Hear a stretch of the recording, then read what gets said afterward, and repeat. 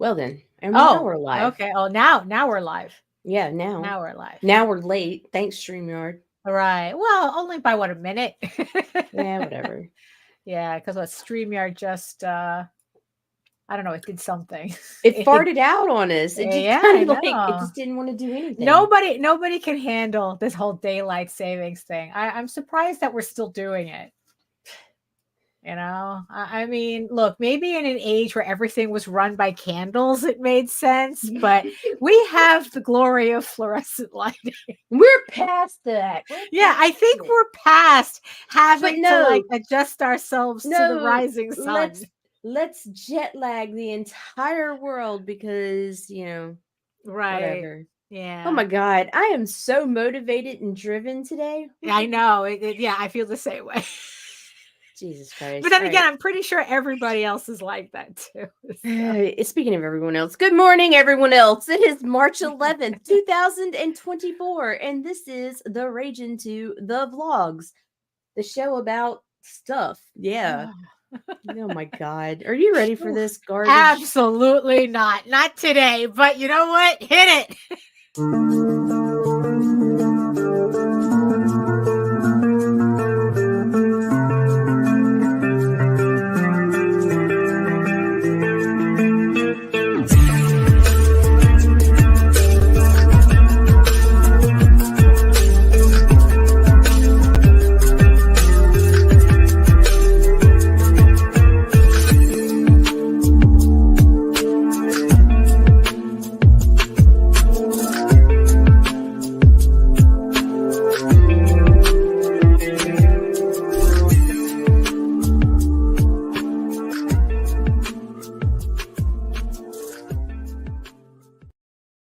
Hey, good morning.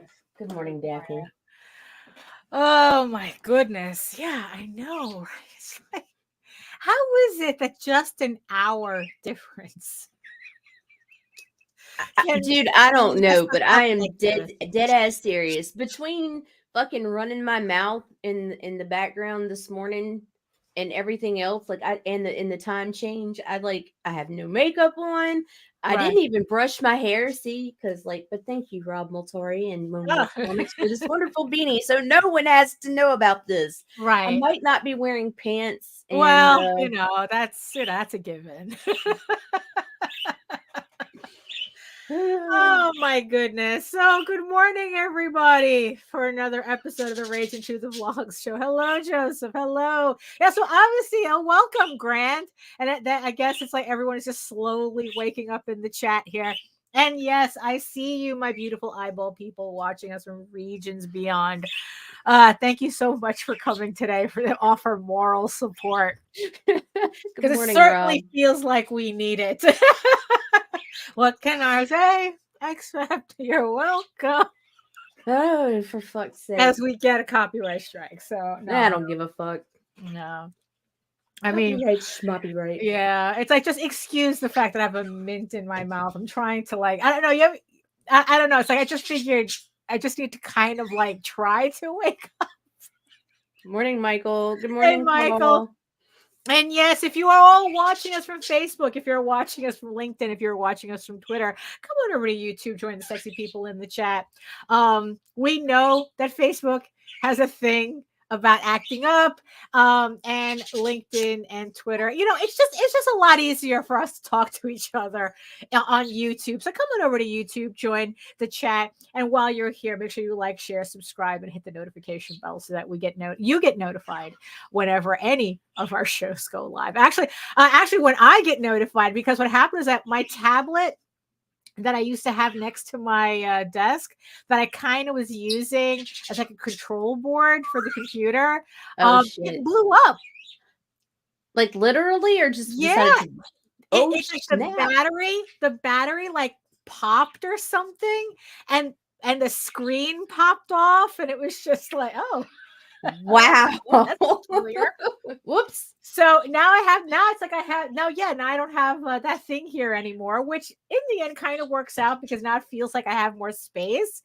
But now I have to set my alarms someplace else because usually I need to be notified when we're about to go live. Did it do that droopy battery acid shit for you? No.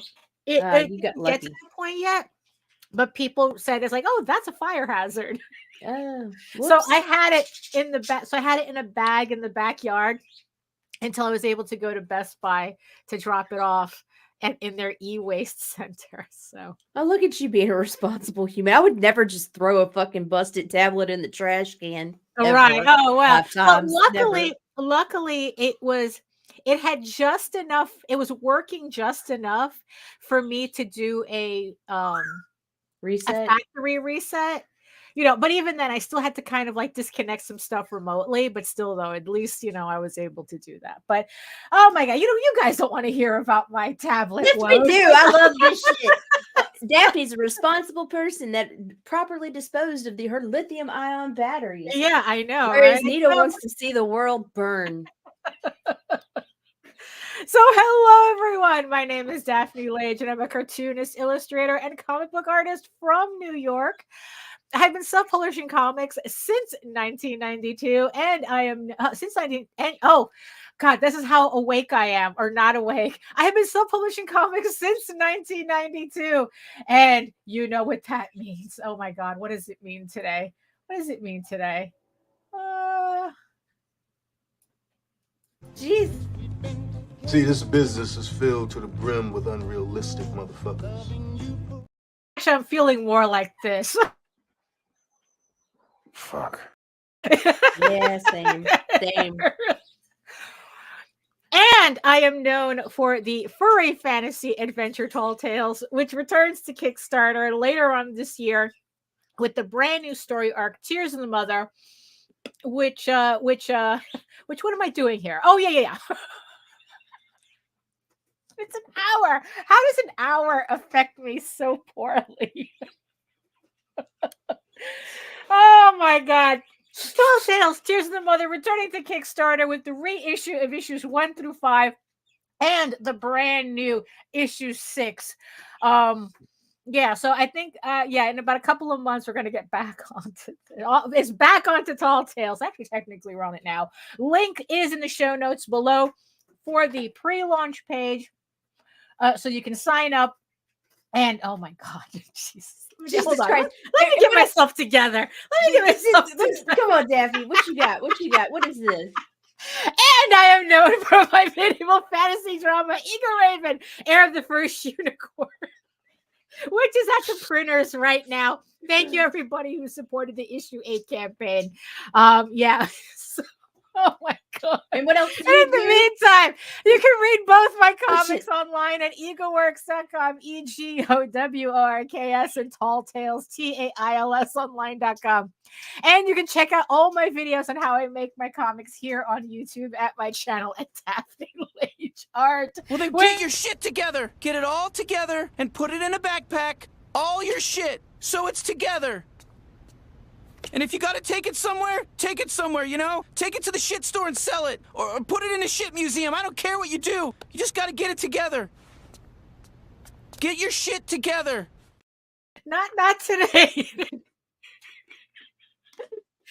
Well, okay. So where were we? Oh, yes. My channel, Daphne Lage Art. You can see all my videos there, which also simulcasts through the Indie Comics Network. To tell you more about it is Nita, who's probably more awake than I am right now. Only because I'm cracking up. My name is Nita Lanning. I'm a writer, blogger from Southeast Louisiana, and I own the Google account that runs the Indie Comics Network on YouTube, where we bring you daily comic-centered stuff.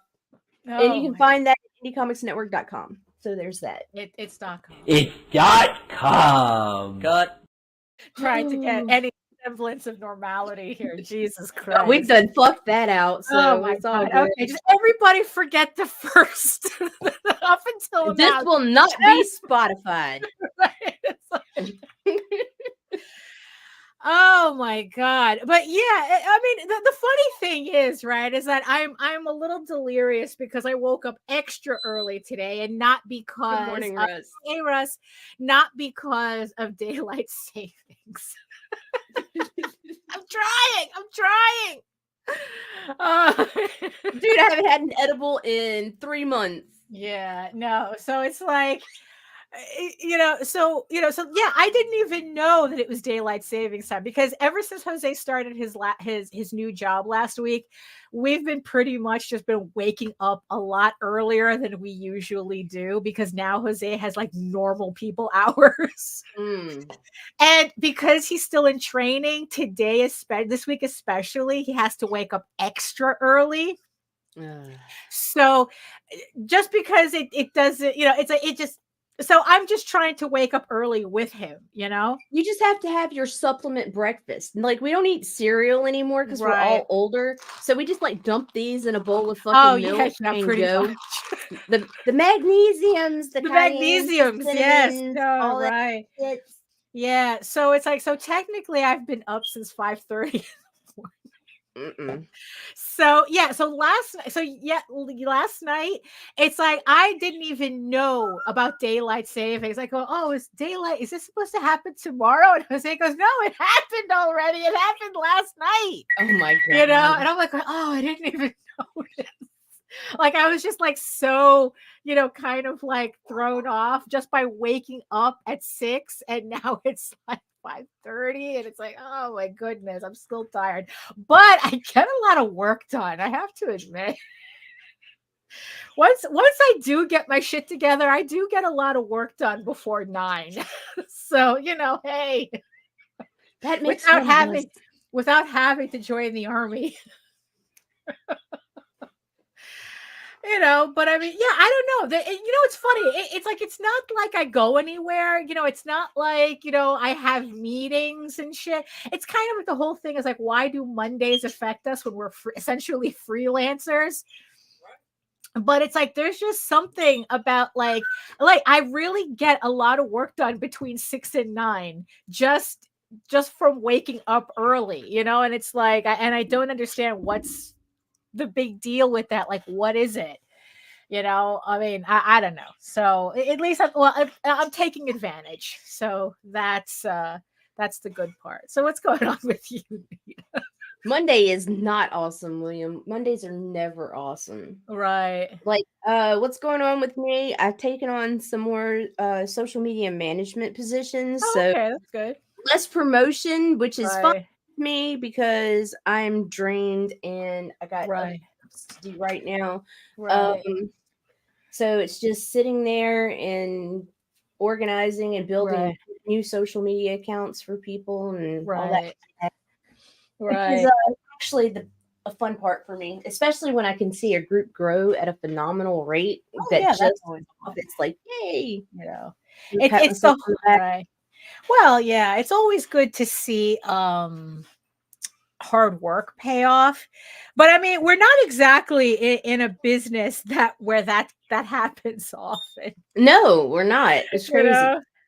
I mean, because one of the things that that I finished over the weekend was I spent the weekend editing the audiobook, the first Eagle Raven audiobook. So Legend of the Silk Rose, the prequel, is on YouTube right now as an audiobook. Nice. And it's just like, and it's just kind of just weird. One, just editing it and trying not to get wrapped up in the story while I'm editing it. It's like, no, I already know the story. It's like I just have to edit it. But it's like, yeah, so it took about like 2 days for me to edit. And I finally put it up on YouTube, and it's like, and I posted, I put up a post about it, and it's like, yeah, and it's just kind of like, oh, what do you mean only one person liked this post? It's like, it's just trying to remember that these things sometimes are a slow crawl, no matter how long you've been doing it. And let me give you a little bit of relief real quick. There has been a shift in the algorithm again. Something's off than what it was, because myself and a lot of the other people who do what I do or similar things have noticed a steep and rapid decrease in engagement.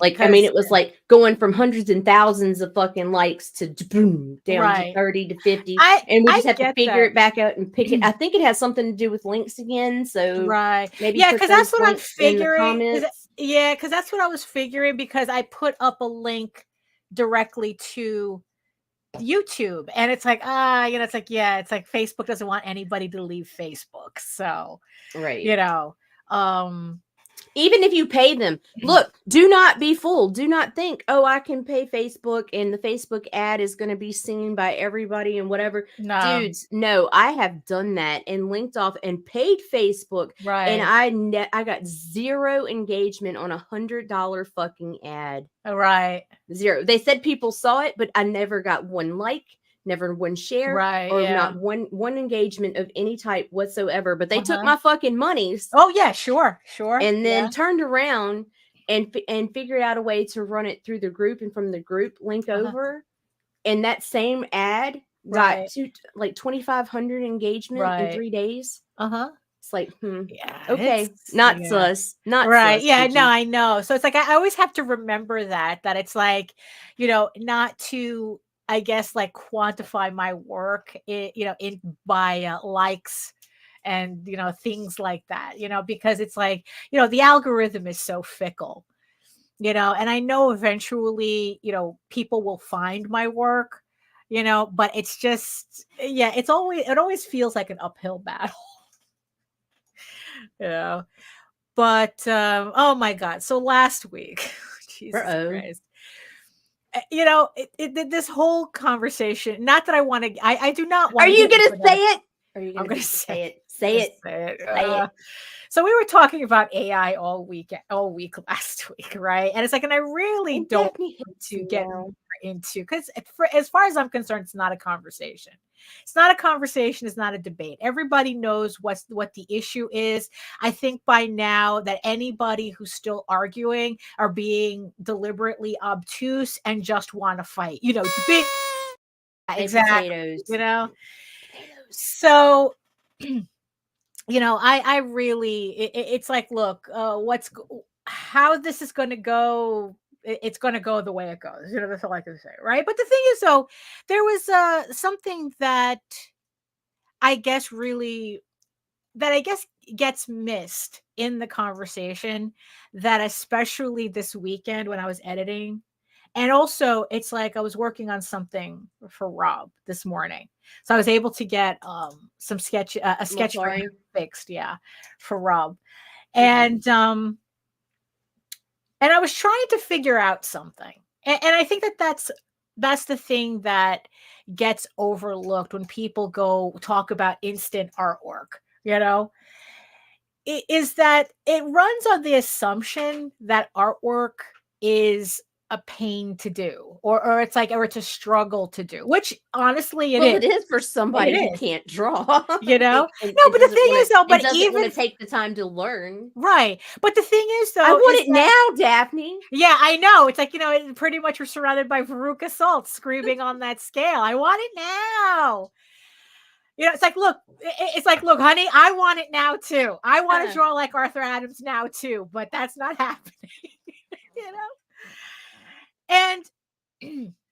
And the thing is like, this is, and in the end, it's like, this is kind of like tech bros trying to solve the wrong problem. But then again, that's assuming they understand what the problem is to begin with. Usually they're making up problems that they're creating solutions for.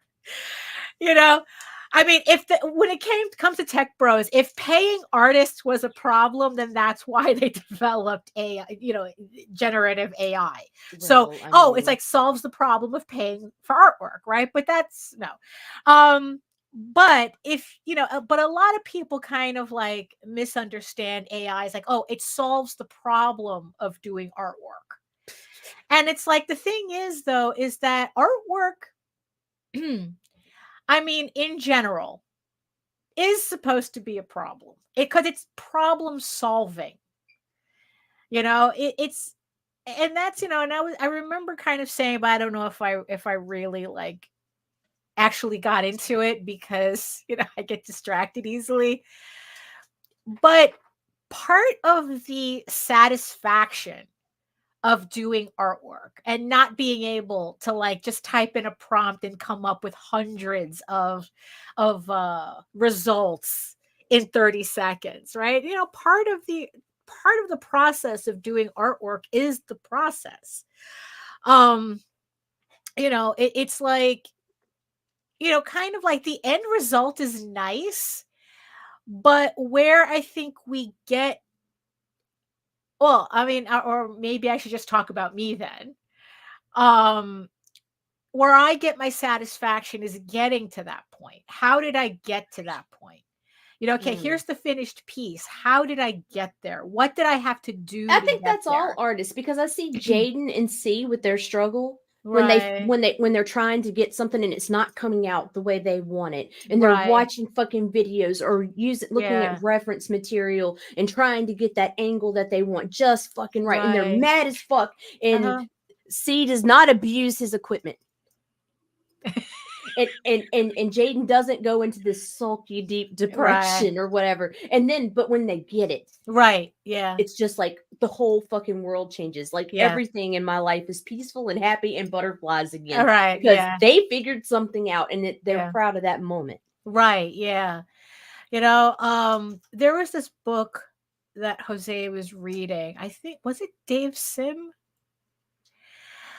I think it might have, was it Dave Sim? I have to remember that it was someone trying to imitate. So this was something that I didn't know. Excuse everybody. I'm going to be all over the place if you haven't figured it out already. You know, it's like kind of like the intro to the show kind of set the theme. So there was this book that he got about an artist. I'm pretty sure it was Dave Sim. He was trying to figure out the inking style of some old school artists. I don't remember if it was like Milton Caniff or it's like, but it was around like that, you know, like he was, because it seems like back in the day, every artist had their own kind of like secret techniques for how they did things. And they never really explained like how they got certain brush types, certain brush textures or anything. It's like actually, it's like it was almost like, well, if you associated something with a particular artist, they literally treated it like a trade secret. Like they didn't share their techniques. It's like that was them, you know? Yeah, but nobody owns a style, right? So he spent the better part, I guess, of a year or so trying to imitate these certain inking styles, trying to figure out how they did it, what tools they used. And he did an entire book based on it, right? And it's literally how he studied the artwork. You know, how he studied the lines, how he how he went through all these different types of supplies trying to imitate what these guys had been doing. And, you know, yeah, and I probably should go look at that book because he kept saying, I was like, oh, no, you'll really appreciate it. And it's like, but at the time, it's like, you know, I wasn't in that mindset. But now that I'm kind of talking about it, it's like, oh, maybe I should look at that book. The only problem is that Jose doesn't like it when I touch his books. So I don't like it when he touches my books. You know, so, you know, but the thing is, and I know for a fact that once he kind of figured out what he was looking for, that, yeah, there was that aha moment. Oh, yeah, good artists borrow, great artists steal. Pablo Picasso quoted that. Pablo Picasso. Because I'm forgetting how to speak English too. And there, you know, and in the end, it's like, you know, like I said, it's like it's the process that leads to the final piece. That's actually where the art is, not. Right. I mean, it's like, yeah, it's very satisfying. Like every time I finish an issue, it's incredibly satisfying to put that last line down and go, oh shit, I'm done. You know, but it's the actual process where that's really where the magic happens. So it's the journey. Have we not had this debate before? And you said Right. it was the destination. No, it's Right. the journey. Right.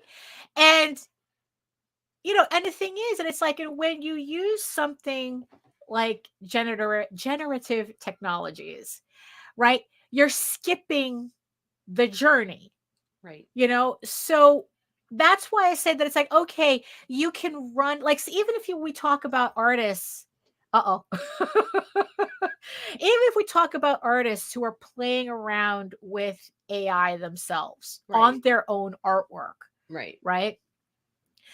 I mean, sure, probably I could put my artwork through an AI and get like a completely realistic painting of whatever it is I put it in, right?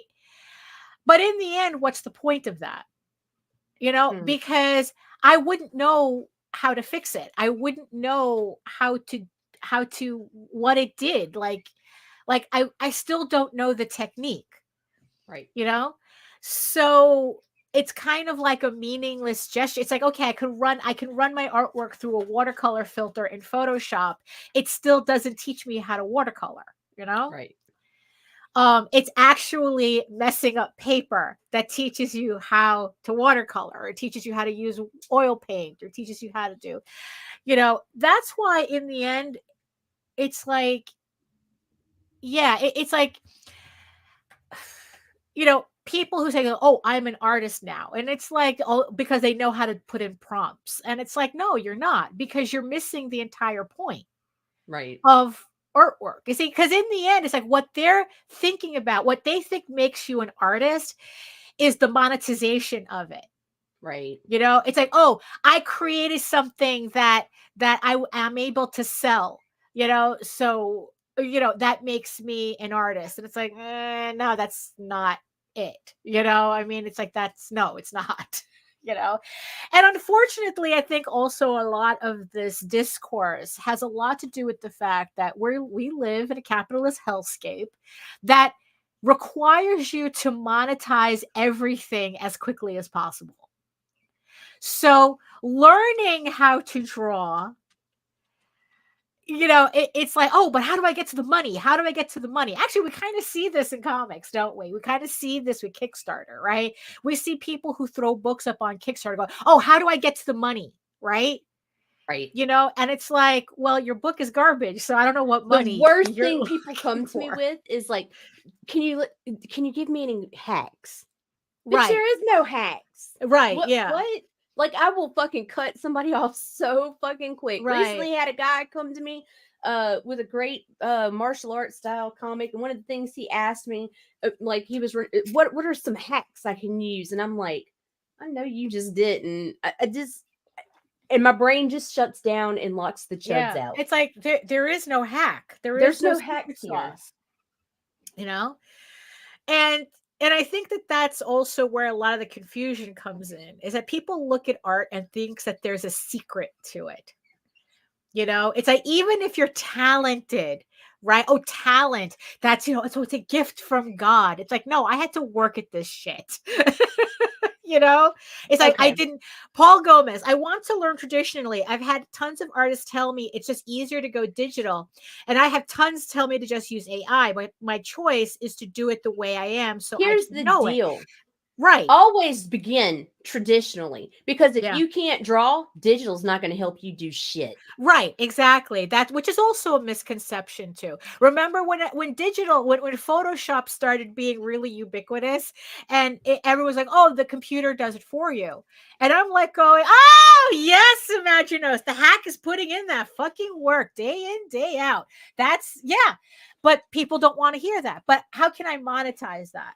You know? Right. How can I monetize the hard work? Actually, I'll show you how. Big titty hot bitch in style of Frank Frazetta. No. Oh, wait, that's not how we do it? No, that is not how we do it. Oh, okay. You know, it's like, what's funny though is that because of all of this, that, you know, so many artists are putting up their work in progress online. Technically, they are beginning to figure out how to monetize the process. Right. You know, where it's like people are showing their artwork from beginning to end, because yeah, it's like you can't just put up a pretty picture now and call it a day.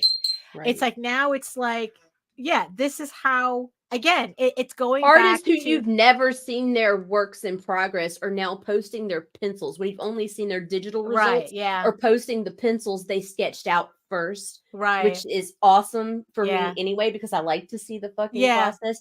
Not that I ever questioned this right, particular yeah, artist's yeah, credibility or whatever, mhm, because I didn't. But right. it's nice to see him from the fucking beginning now. Right, yeah. Because it's nice to see that beginning to end. And then kind of like seeing where's the magic wand I need to avoid paying my dues. Absolutely. That's exactly what that is, Charles. I mean, really.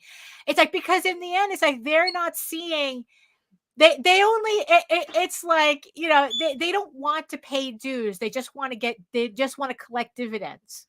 Hmm. And that's not even how investing works. Okay. There is no way you can, like, even if we just something as simple as the stock market, as ridiculous as that sounds, you want to make money on stonks, you got to put money in stonks. Line goes up, the more money you put into stonks, line goes up. You put no money in stonks, line does Nothing not go up. happens. Nothing happens for you. I mean, and art works the same way. The more effort you put into it, the more line goes up. In this case, a literal, a literal line goes up. So yeah, so that's kind of like the thing that was kind of bugging me, that it's like everything is all about the final piece and making the money and getting your bag from the artwork, and it's like yes and no, actually no. you know um because the thing is, it's like, look, a very very very look, it's like any industry, there is a very particular set at the top who make bank doing what we do, right? And then there's the rest of us, and the rest of us, we have to put in more work. Again, you want to make the line go up, right? Right. And but that, yeah, so that's kind of the thing. So it's like, like the audiobook. But don't say the rest of us like it's a depressive state. No, because the rest of us are in that 75, in the successful 75%, range. yeah. You're still that that's true. 75%. You're You're still still funding. fucking successful. You're Yeah. funding. Fuck, man. It's Yeah. the others that are like, well Right. then, like the ones when their moms brought their shit home, they're like, let me slide this under the refrigerator. Oh no. I don't know. So yes, Daddy I didn't was just love me. I mean, so yeah, so I was just like this picture, that this sketch that I was trying to figure out for Rob, right? Right. So it has this background in it it's supposed to be like the London sewer system, right? And it's literally just caverns, these Victorian caverns underneath, right? So it's just a lot of stonework, right? So the funny thing is, right? So, I have my reference photo that I'm working from, right? And then it's like, I'm trying to draw in every stone, but I'm like going, this is not right. It's like, this is not going to look right when it kind of comes together. It's like, it's drawing in every stone doesn't necessarily mean I'm going to get a better drawing, right? Right. So I'm sitting here especially when this that's not morning. going to be your focal point. Right, exactly. So it's like, the thing that I was trying to figure out was like, okay, how do I get in enough detail without crossing over into too much detail? So that was the problem I was trying to figure out. For I don't know, because I just have to be bitchy for a second. That's the real definition of the word problematic.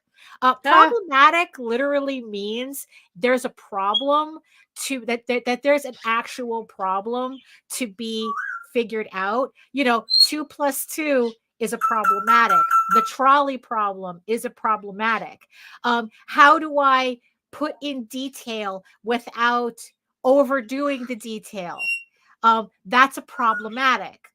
whether reading Lolita makes you a good person or a bad person is not problematic, because problematic is not a moral condition.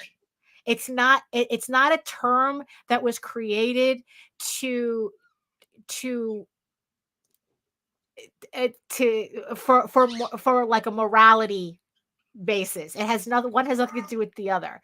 You do not quantify morality by using the word problematic, because problematic is literally, here is a problem, you know. It's like it's an A or a B, you know. It's like, you know, not are you a good person or a bad person. That's not a problematic. I just figured I have to toss that out there. I will send you to Jesus. It was bugging. There was also something that was bugging me this weekend. You know, it's like the word problematic is not, a person cannot be problematic, because being a person is not a problem. It's not a morality issue. But I digress, though. I digress. So, Rob's so yeah. taunting you. Oh, right. yeah. So yeah. No, absolutely, Rob. Absolutely. So because it's like, okay, so I got the sketch kind of working the way I want. The trick is going to be when I'm inking it. And it's like, okay, how far do I go with the inking? Right now, I could have, yeah, sure. If I was one of these chuds using AI, I could have just says, oh yeah, you know, okay, wolves fighting in a London sewer. Poof, there we go. Here, Rob, I have 37. And it would have I have been 37 options for you. It would have been a bad mashup of You American know? Werewolf in London and American Right. Werewolf in Paris. Right. Yeah. You know, and it's like, and whatever Oh, that weird furry old. shit that got mixed into the algorithm. And everybody's hands are fucked up. You know, it's the whole thing, right? So it's like, if I had done that, what's the point of it? What, in the end, it's like, what would I have learned from that? You know, nothing. You know, it's like that's, I mean, because even the poses I was struggling with, you know, where it's like, okay, how's this gonna look? How's that's gonna look? You know, it's like, oh, I don't like this angle. I don't like that. I gotta fix this. I gotta fix that. And like I said, it's like the satisfaction in the final piece comes from the amount of work. you never like know. the packaged salmon jumping in the stream. Oh see yeah, that yeah. You know, the packaged fillets.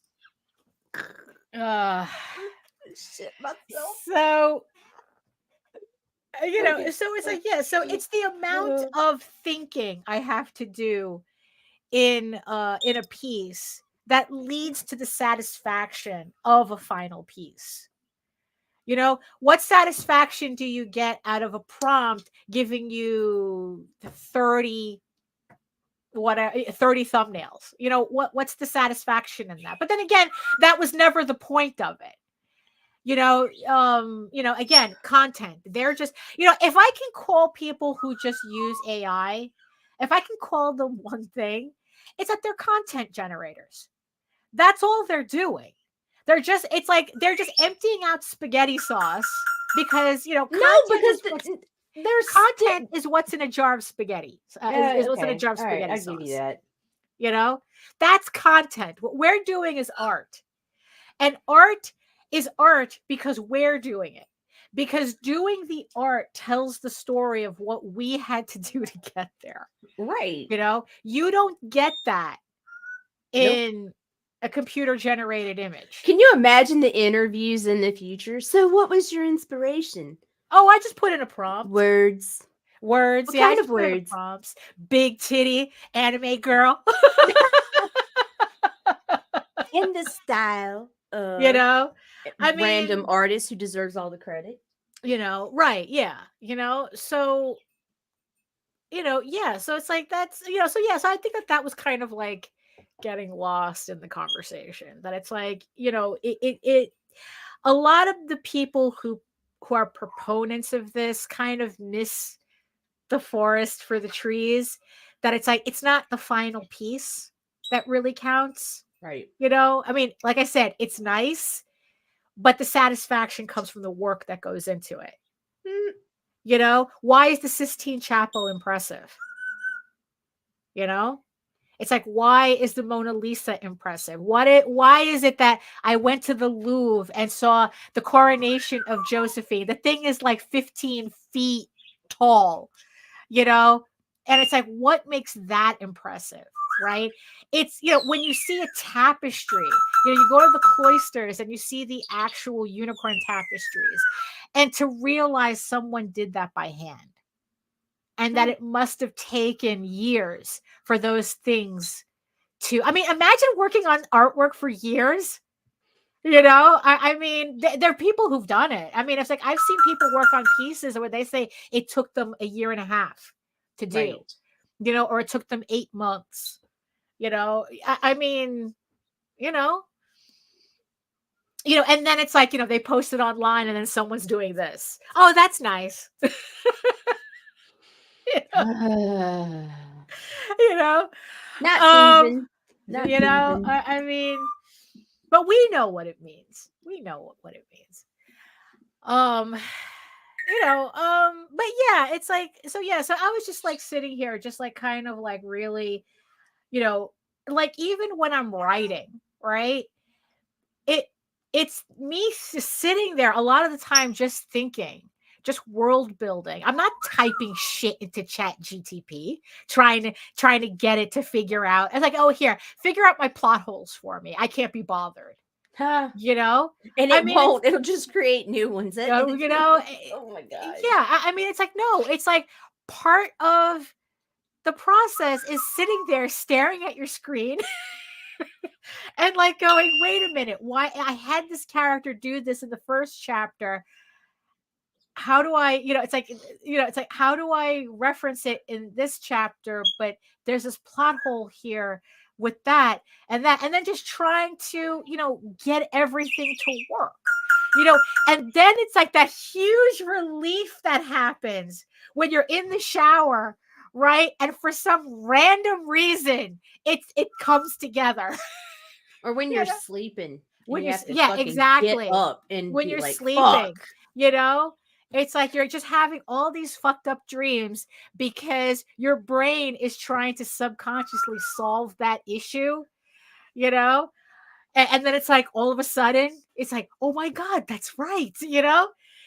I mean, it's like, yeah, it's yeah. See, because I think that how everyone's complaining now, her kids are getting dumber and dumber. Huh. And of course everybody complains about that, like they had nothing to do, like the previous generation had nothing to do with that. Kids nowadays are so stupid. It's like, oh gee, I wonder where they're learning that from, right? Because now, mind you, this was something that I had experienced at my last job like 13 years ago. So you can't say it's recent, but I guess you could say that it was my first run-in with millennials. Maybe. I'm very horrible at ages. So, so there was a job that I was doing that I was facilitating because I was kind of like a middleman, right? So I had to get pre-press. For some reason, something wasn't working. And I had to get pre-press to figure it out. And it's like, and I saw the printouts and I recognized immediately, it's like, oh, they just have to do this, this, and this. I was like, okay, simple. Let me take the file. I'll take it to pre-press. I'll just tell them to fix it, and then I'll just get it back. Right. So I take it to pre-press, and I tell them, like, oh, yeah, I need, there's this problem going on. Oh, there's nothing we can do about that. And I'm standing there going, yeah, there is. You just have to do this, this, and that. And they go, no, we can't do it like that. And I'm standing there going, what do you mean you can't do it? I'm telling you how to do it because I've done this before. I'm telling you how to do this. What do you mean you can't do that? It's like, I don't know, because we didn't learn it that way. So if we didn't learn it that way in school, we don't do it. Ouch. And I'm standing there, as the guys would say, with my dick in my hand. Ouch. And I'm like going, because I can't work on this. It's like, that's not my job. I'm not pre-press. It's not like I could just take over a computer and just fix it.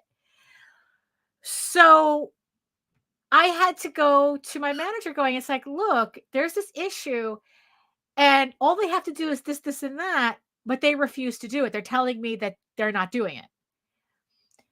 And the manager had to take care of it. It's pretty much, as far as I know, he had to threaten them for them to do the thing, you know. But the fact that they were just saying, well, we didn't learn it like that. Like, that was it. Like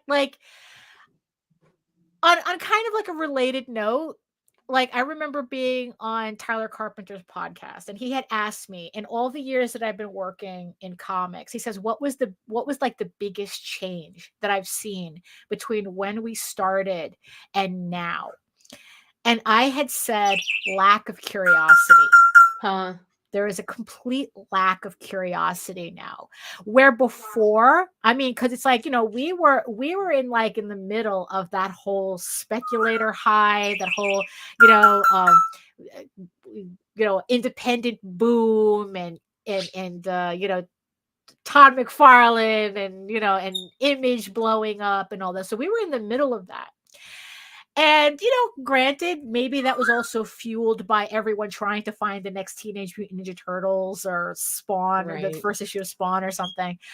But people would come in and they'd be excited to see new artwork. They would be excited to see new creators and what they were creating. And it's like, oh, give me one of everything on the table, right? Now you're lucky if you can get anybody near your table if they don't recognize your stuff. You know, if they don't know your stuff already, Ready Player One. If you're not, if your IP doesn't come out of a corporation, they don't want to know it. It's like they're not curious about it, nothing. It's like they don't want, it's like, oh, I don't know what that is, so I'm not going to bother with it. You know, and I think that you know, and I think that a lot of this whole talk, when we talk about like marketing and getting eyeballs on our stuff, and, you know, and people saying that's like, oh, it's, you know, it's hard to get people to look at things and to like, it's because I really do think a lot of it has to do with the fact that people are not curious anymore. They just want everything spoon fed to them. They just want they just want you to, they just want to be able to slurp gray slop and call it a day. You know, and that's where like AI artwork comes in. They don't want to think about what it took to get to that final piece. Oh, pretty. That's all they wanted. Oh, it's pretty. It's pretty. It's pretty. And then that's it. And then it's like they just breathe it in and shit it out, and that's it. You know, that's the only way they want to consume. They literally, it's consuming. No, They I just get wanna it. Consume You're it. right. You know, You're right. You know, and you see, and the funny thing that you mentioned Ready Player One, because Jose was just watching that the other day, right? And the funniest thing is like, holy shit, that movie really is a dystopia. Imagine a world where all imagination is controlled by corporations. What? Where nobody, because it's like, I'm watching this and I go, this is such bullshit. Where are all the custom furry girls? You know, where are all the random,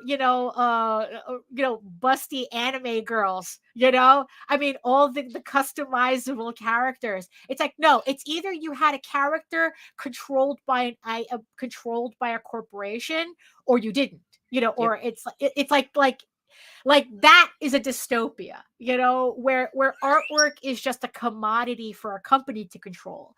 It's not anything personal. You know, it's not something that you create. And that's kind of like, what it feels like. It felt like in these discussions, like it's like that people are not curious about what is artwork. Right. The average person is not curious about artwork, what it takes. Why is this person able to do this? How long did they have to study to do this? Right. You know? And that's something that all of us as creators, I mean, that's a wall that we're all bumping into, whether we know it or not. You know, it's like getting people to look at our stuff. Another reason why the works in progress and the digital portfolios were important, and that they're out there and everywhere, because then people get to see, people who are not creators get to see the process and begin to understand and wrap their brains around it. That digital art is not the same thing as AI. You know, that traditional art is not the same thing as AI. It really does help. It helps. Right. Yeah. Be seen. You know, be Right. seen from scratch. Yeah. Where it's like that I think that we have to kind of like pull back from the idea that it's like like okay, like a book is a final consumer product. A comic is, this is a final product that you're Ouch. selling. Ouch. Comedian, our artistic preferences are shaped by our surroundings. When those surroundings are filled with mindless, soulless art, that will be the art that we have a taste for, unfortunately. Yeah. Oh my Yeah. God. Yeah, God. that's exactly. Way And to kill the mood. well, God.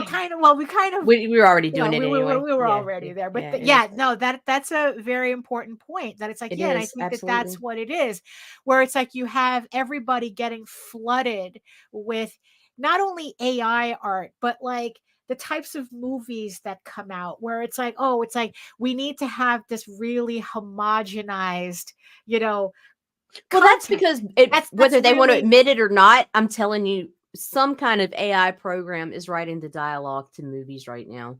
To oh, to a sure. lot of Oh, fucking movies. absolutely. That's why Absolutely. there's so many fucking holes they can't fill it. Yeah, more You holes know? than Louisiana roads. I mean, it's like, because in the end, they're just making good enough. As long as Right. everybody, it's like, because there seems to be a surprise that Dune is doing well. It's like, I saw Dune, it's like the first movie took a little bit to build up, but it really does, crank it up in the second movie. And I adore it, love it. I appreciate the David Lynch version even more because of it, to have that basis of comparison and to see how the new movie fed off of the other one. And but that's the thing, though. It's like, where it's like we kind of have to push back if we really are, if we really do consider ourselves creators, right? In this crowdfunding hellscape, I guess. It's like we really do have to push back against the idea that, oh, this is just content. You're just creating a product. Anybody can do this. Really? Anybody can do this?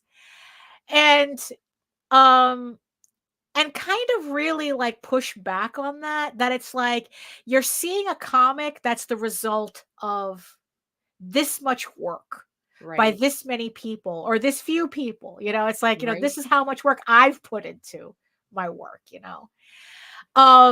And make people and try to get people who are just seeing us for the first time that it's like, look, this isn't a cog, this isn't oatmeal we're selling you.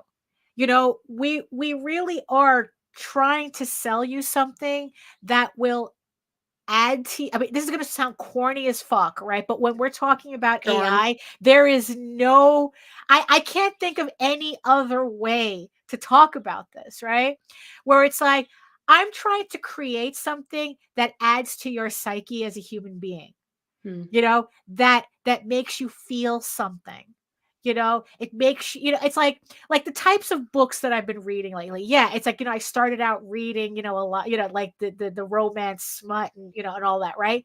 But the thing is, though, what I'm purposefully doing now is that after every book, I try to read something that's very different from the book before it.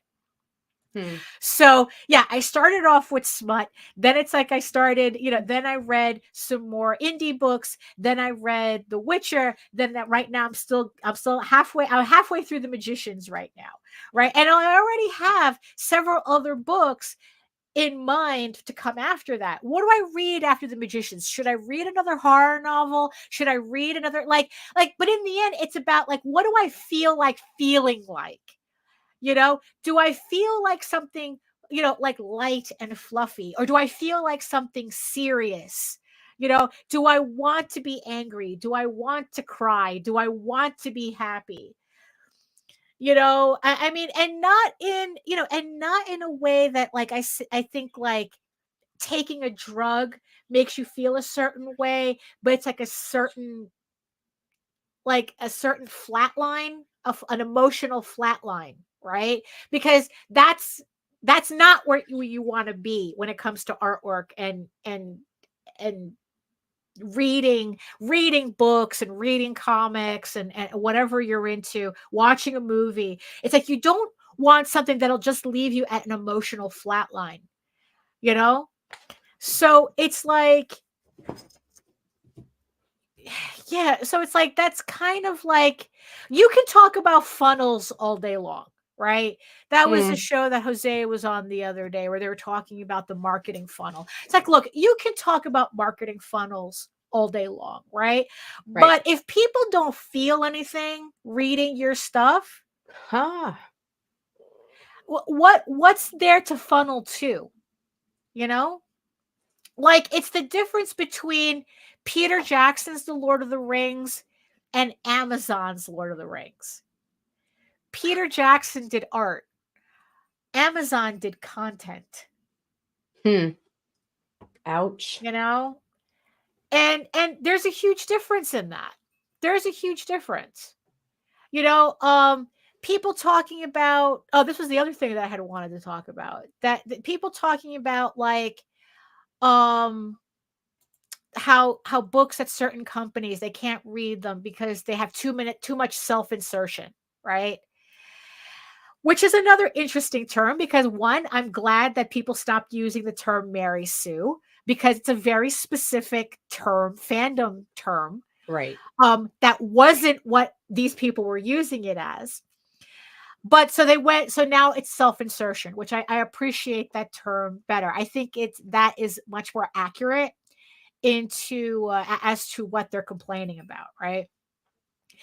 And you know, and I was kind of thinking about that. It's like, what does that mean, right? When people complain that, you know, it's like, oh, Marvel has too many writers who they just want to write self-insertion books, right? And here's a funny thing, though. All throughout literature, all throughout any creative anything, the creator is always going to do a certain level of self-insertion in the book. We can't help that. That's what we do. You know, are some more obvious than the others? Yeah, sure. But there's always going to be self-insertion. Well, that self-insertion is what makes it not the gray mush. Well, it's like, well, right. Well, you see, that's the thing. It seems like there's a fine line with that, right? Right. Where, you know, like Luke Skywalker, George Lucas, really? No, he actually admits that Luke Skywalker is his cipher in the story, right? The author is the creator is always going to have a cipher in the story somewhere. And I kind of think I'm using that word wrong, but we'll look it up later. We define our own words here. Yeah. Thank you. It is what we do. And what's funny is thinking, you know, trying to think about it and realizing that what it is that I guess like self-insertion to a certain extent, that's what happens when you go too much in the opposite direction, where, you know, you have the tabula rasa of, I don't know, whatever nostalgia bullshit, you know, it's like that studios sometimes come out with, you know, the grayer the paste, the more people will eat it, right? And then you go on the other end where it's so self-insertion that it's almost too personal for the audience to latch on to. And I guess as, you know, like as storytellers, I mean, look, this is not me saying that you should always write to an audience, you know, always write to yourself, you know, always write to maybe Avatar. Yeah, probably Avatar is a better word. You know, always write for yourself. You know, but it seems that there's a certain way in writing where, yes, it's the characters of self-insertion, but the characters that click, you know, the stories that click are the ones that the readers can also self-insert into as well, to a certain extent. And if you get too specific with individualistic characteristics, you actually that people cannot relate to. Yeah, you actually start locking the reader out of your story. Right. You know, and that was just something else I was thinking about too. Of course, I completely forgot my point, but you guys should be used to this by now. you know, where it's like, you know, yeah, it's like, you know, people, the average audience member, yeah, it's like, you know, it's like they're surrounded by content. So they don't know what art looks like. And I think that as artists, as creators, we have to remind our audience what art means, what creating a book means. This is not content. You know, it's like, I think it's very easy to get wrapped up in the whole marketing. It's like, oh, build it and they will come. It's like, no, you're doing something creative for a reason. So it's like, it's not just about making a better mousetrap. You know, you're creating something because you want people to feel. You want people to like to either, you know, really love how you did the story, maybe hate you for how you did certain characters, maybe really hate you for certain scenes, you know, but in the end, it's like, that's, as a storyteller, that's us pulling those emotions out, you know. We have to show them what art is while meeting them where they are. Yes, absolutely. Imagine says every story has a piece of the writer in it. It's the writer's voice, right? The key is to tap into your study of human nature so that your voice is part of a symphony. Look at all these beautiful comments. At this shit. We got a great chat, boy. If we all care about is making books that sell, then actually that's not that difficult. That's true. If you're just making content, then go make content. Go forth and make content. There are formulas to follow. There's certain, you know, there's certain ways that you can push certain things. Oh, but also at the same time, look, did I tell you the Riddick story? I think I told you in DMs about the Riddick dilemma. Oh, yeah, right? yeah. We didn't do it live though. Right, yeah, where, you know, I have to probably save all these thoughts for another episode. But the Riddick dilemma, so we were watching the Chronicles of Riddick, right?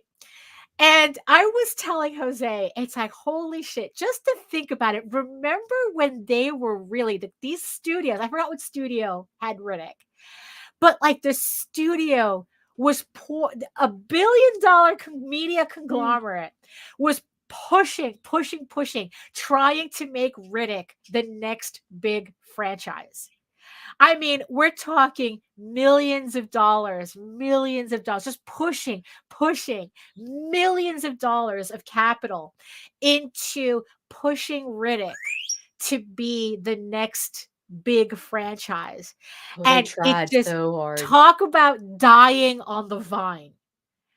Like literally all the money that these companies, you know, were pouring into this, and they could not get it to culturally stick. Oh no, absolutely. Pitch Black is the best one of them all. I think that at trying to push it as a franchise, they misunderstood what made Pitch Black work. Right. So, you know, so it's like, so here, you know, so it's like, here was a $1 billion media conglomerate not able to push something into the consciousness, into the zeitgeist, because there was something about that story that people just could not connect to. Because they kept trying to force the triangle into the star shape. Right. Yeah. It was something like that. Right. And, you know, and it's like, and the thing is though, so as smaller creators who don't have the capital, you know, and yet we're trying to do the same thing at a much smaller scale. Right. But I don't know. I think my point with that was that here was a giant media conglomerate who couldn't force their way into the zeitgeist. And here there are people in crowdfunding who think all they have to do is just show up and their shit's going to blow up. And that's not how it works either. Like I said, my thoughts are all over the place. I forgot my point. Because this is how it works, right? I got one. When I first heard about Dave being trapped in a maze, I was like, well, at least he's not sucking a big veiny dick for Kickstarter money. That's not how Kickstarter works. Yeah, well, yeah, well, Well. if you've been on Kickstarter long enough, it is. But right. Rips. But like I don't know. It's I guess my point is that it's like, okay, are you a content creator or are you a creator? Huh. Are you an artist? Is what you're making art? Because if that's the case, the only way we're going to survive is to reteach the audience in front of us that this is what art is supposed to do. This is Yes. this is what art does. We're supposed to make you feel something. We're supposed to make you, add to your collective memory of what art means to you. Hmm.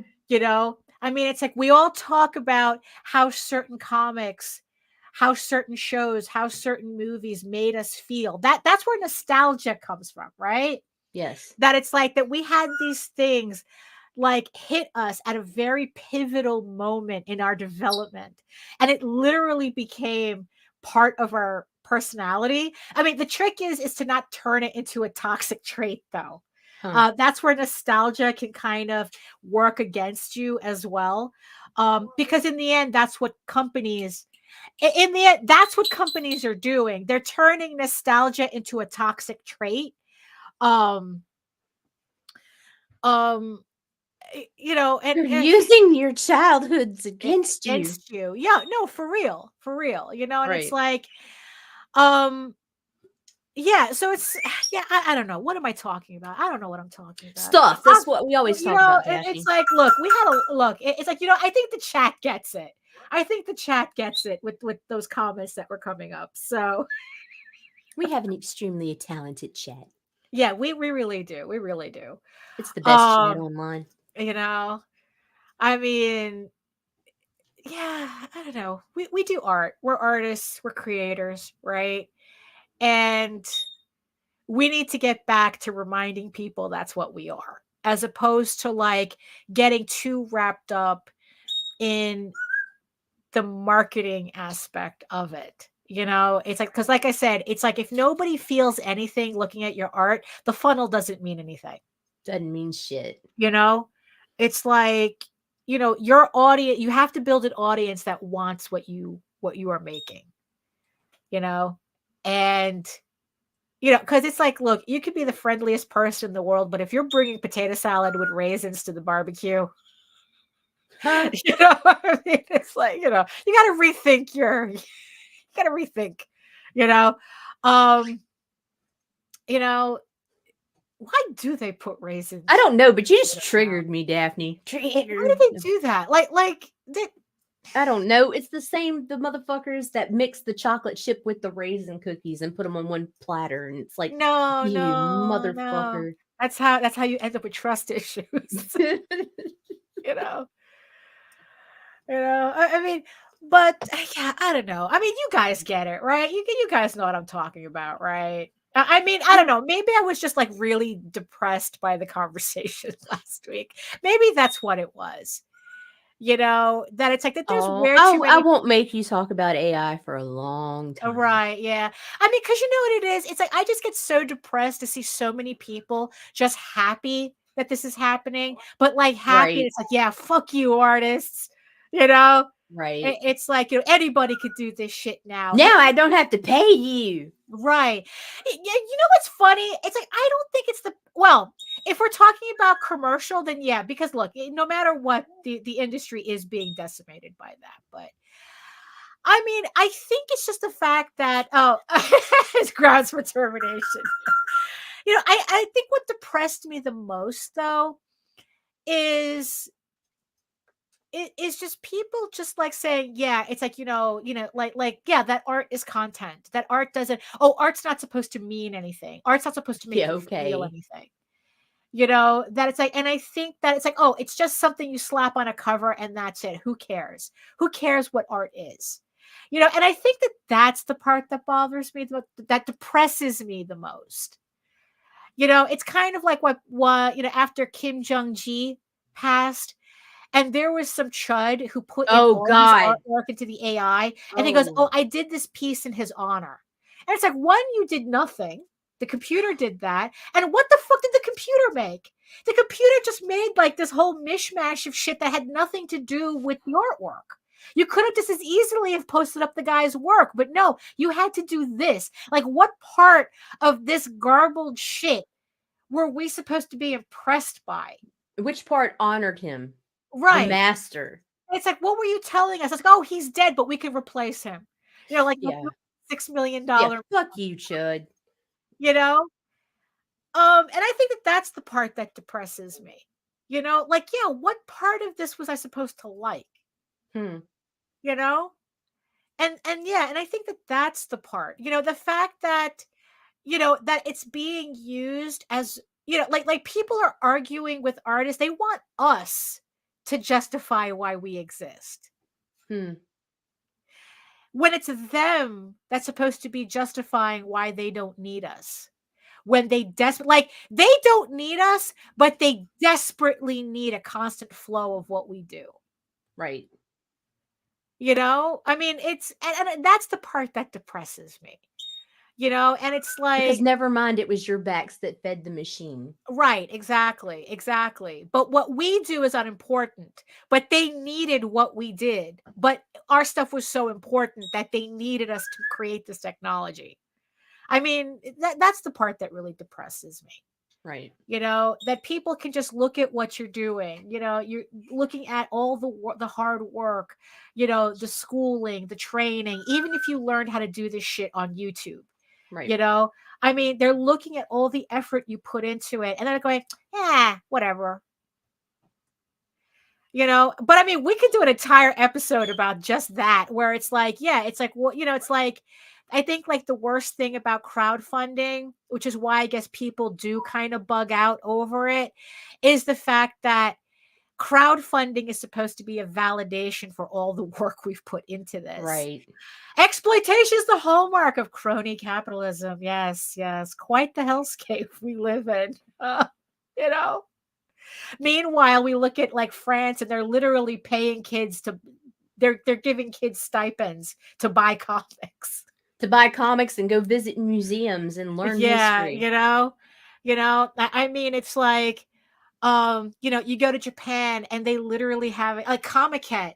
I didn't know was like predominantly doujinshi, which is self-published comics. Like they have like the area that's all like the professionally published, like the professional publishers is a very small compared to the rest of the convention. And we're talking about a convention with 30,000 tables, 30,000 artists. Wow.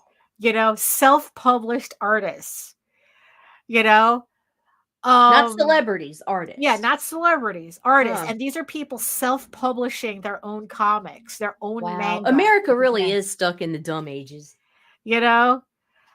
And, you know, and it's just like, no, and here, but it's like, oh, we'll make, you know, consume. It's like literally we're living, you know, they live, put the glasses on, consume, obey, you know, make titty comics. No.